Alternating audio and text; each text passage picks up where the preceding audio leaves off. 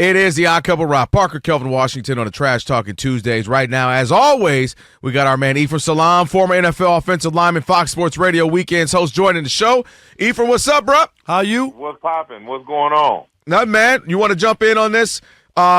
Minnesota Vikings, what to do with Sam Darnold? Do you let him go? Do you franchise him? I'm letting him go, Ephraim. I'm good. I saw it. He won't duplicate it. I already drafted a quarterback. I moved up for him. He's going to be cheaper. I got a system in place. I'm okay without Sam Darnold. I'm franchising him one more year, see what I got, keep JJ around till somebody gives me a sweet enough offer, then I see what's up with that. What you got?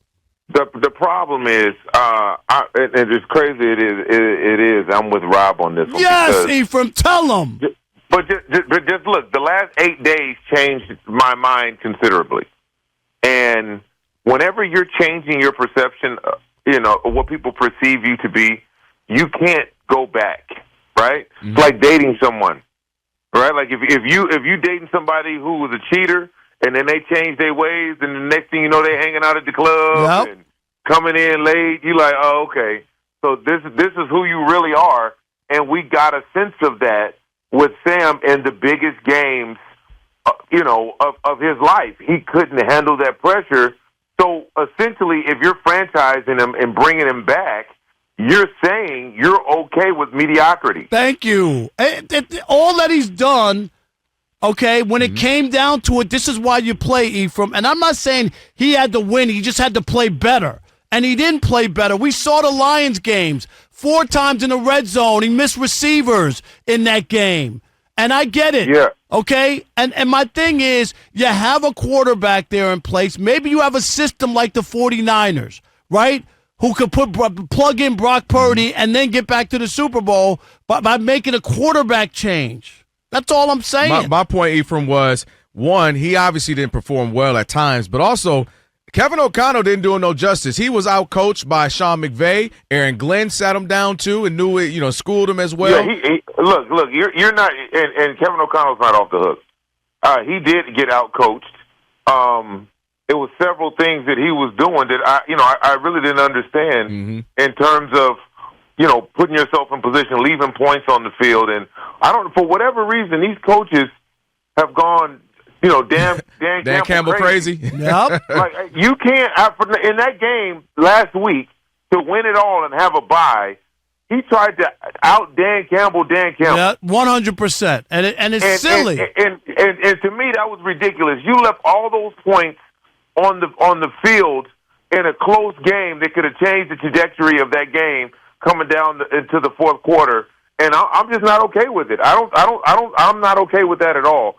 That aside, Sam Darnold couldn't handle the pressure. There were wide open receivers he missed in that Detroit game, and so that's not what I'm signing up for that amount of money. I'm not signing up for the guy who is still hearing or seeing ghosts or whatever he said when he was in New York.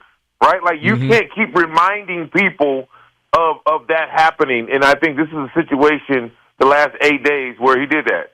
Ephraim, let's talk about Lamar and Derrick Henry and that offense and what they look like. What'd you see in that game as they steamrolled the Steelers? Because it wasn't as close as the score indicated. No, it was not. That boy, look, man, they are dangerous. They dangerous. Scary. And it's like he hit another gear. He's on something. He's on one, as we like to say, right? In the neighborhood. And look, if he continues to play like this, the thing I loved about how they attacked that game was they came out and they called several runs for him, quarterback runs. They weren't going to let what happened to them in the AFC Championship game. In the AFC Championship, they were not going to allow that to happen again. Right. And so they gave them a lot to think about. I love the fact that you now have a dual-headed monster that can run the ball anywhere and with anyone. That's dangerous, extremely dangerous. And so I'm just excited about them moving forward. It's going to be a big game next week. Let me say this to you, Ephraim. I just want to get really quickly. when they ran the ball 13 straight times in that drive, didn't even pass once, and basically told the Steelers, here's what's coming, and you can't stop us. What was that? I never saw that. Yeah, that was that. Look, it's intense, man. But that's how good they are. That's how good that running game is. Derrick Henry is man. The stuff he'd be doing to people. Look, man, that are Pro Bowlers. And the stiff arm. Smacking people out the way. Yep. Yeah, I got children at home. You're not about to smack me like that on TV. On national television, my kids is watching this, man. Ain't no way you about to smack me up like that. Ephraim Salaam, our guest, of course, former NFL offensive lineman, Fox Sports Radio weekends host. Hey, obviously we won't talk to you before some of these games coming up over this weekend. So when I ask you, Jaden Daniels magic again. He keeps setting records, keeps doing things no other rookie has done. Now he's going up against the Lions. What do you like for him and the Commanders, and how do they beat the Lions? Look, I love Jaden Daniels. I'm a fan of Jaden Daniels. I picked him to go to the playoffs. I actually picked him to win the division in the preseason. I love the fact that he doesn't care. Mm-hmm. He doesn't care. When you watch him play, he's not bothered. He's not bothered by any of that stuff you're talking about. He's not bothered about any of the pressures that you should have at this point.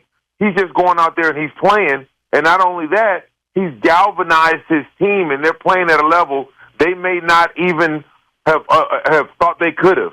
And to me, that's what a leader is. To me, that gives, with that attitude, that gives him a shot. You know what? And I think that's the most important thing. They have a shot. They're scary because look at all the games that they've won that they had no business winning this year. No business. Like no business. That's the scary part if you're the Lions.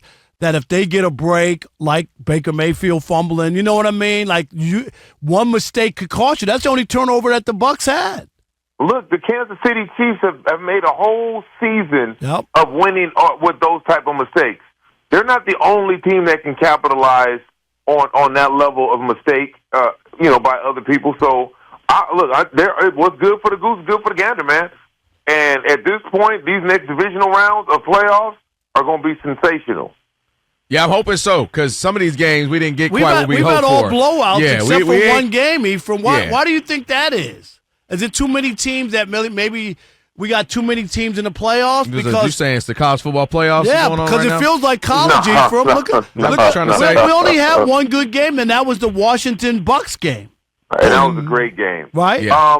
It just happens like that, man. Look, a lot of this has to do with the dynamic quarterbacks. Right, everybody doesn't have one, but once good solid teams run up against one of those elite quarterbacks or one of those quarterbacks getting ready to turn the corner, then it's difficult to win. Yeah, you got to be perfect. You have to be perfect, and that is difficult to do in this type of situation. And the teams like the Houston Texans, they have a good quarterback. C.J. Stroud is good, but can he be perfect? Can he be great? Yeah, I mean he'd be great. That's the worry I have, Ephraim. If the Lions beat the Commanders, and eventually, let's say they win the Super Bowl, they got to play either Josh Allen or Lamar Jackson. Lord, come on, I'm so tired of these dynamic quarterbacks, as you mentioned. My goodness, Ephraim, man, we appreciate you. Thank you so much, brother. Absolutely, brothers. Have a great rest of the week. All right.